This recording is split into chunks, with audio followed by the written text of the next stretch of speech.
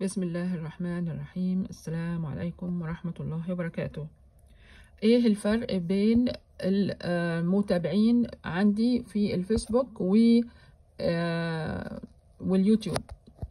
الفرق بينهم انه في الفيسبوك دول متابعين، ما هماش اصدقاء، انا ما عنديش اصدقاء. وكمان معظمهم من اساميهم، يعني ان انا شايفه ان هم من العيله بتاعتي في مصر ومن الشرقيه معظمهم. بيحبوا جدا الفيديوهات بتاعت الطبيخ. بيعملوا استجابه اسرع للفيديو نتيجه فرق التوقيت عن امريكا. عندهم صبر ما شاء الله يعني عليهم. انا كل سنه من ساعه ما بدات تقريبا 5 سنين او حاجه بغير وبزود وبنقص، ومع ذلك هم ما زالوا يعني موجودين حوالي 100 يعني. الاحصائيات بتقول ان نسبه المشاهده من الناس ال 100 دول ممكن تكون مثلا 10% بالكتير.